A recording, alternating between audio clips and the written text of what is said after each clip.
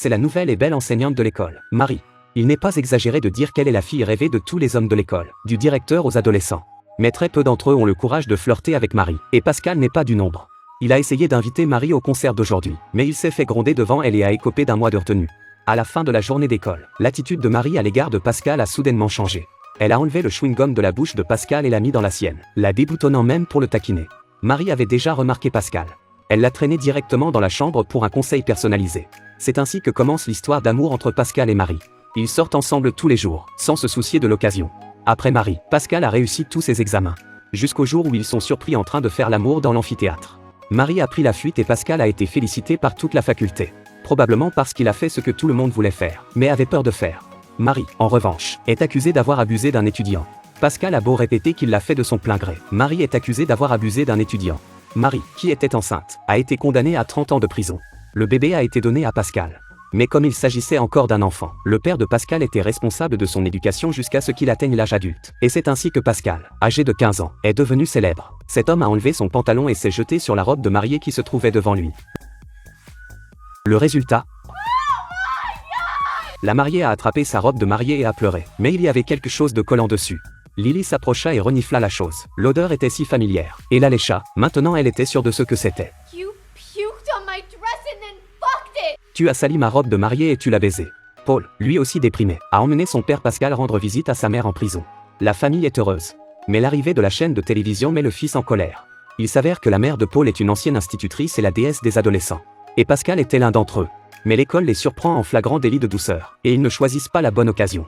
Malgré la bonne volonté de Pascal, c'était contraire à la loi et l'enseignante, enceinte de 10 mois, a été condamnée. Pascal a également reçu beaucoup d'attention de la part du public et est devenu une célébrité sur Internet. Cependant, Pascal n'a aucun sens financier. Après 20 ans de transe, il doit des dizaines de milliers de dollars à la banque. Il s'est donc adressé à la chaîne de télévision où il travaillait et a vendu les droits d'une interview de la famille. Mais Paul est tellement vexé qu'il manque de se battre avec Pascal.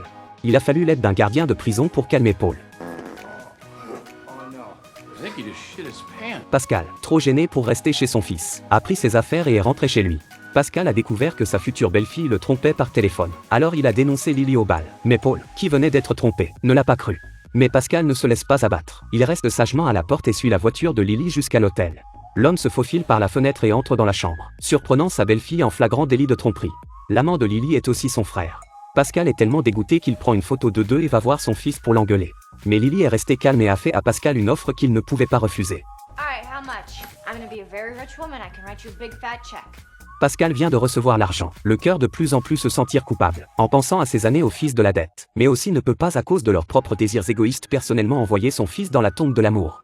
Le Pascal réalisé se précipita sur le lieu du mariage. Ce fut un mariage compliqué, avec de nombreux rebondissements, et au moment où les deux couples achevèrent la cérémonie, les invités se demandent qui est Pascal.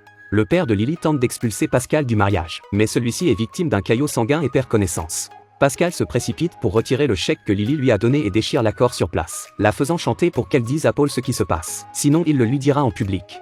Lily n'a pas eu d'autre choix que de le dire à Paul. Quand Paul l'a appris, il a craqué.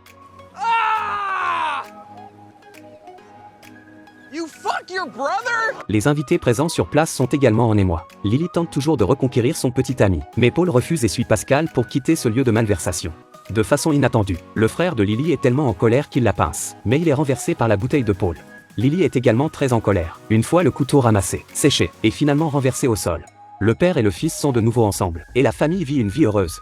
La morale est la racine, la civilisation est le fruit, marchez et chérissez.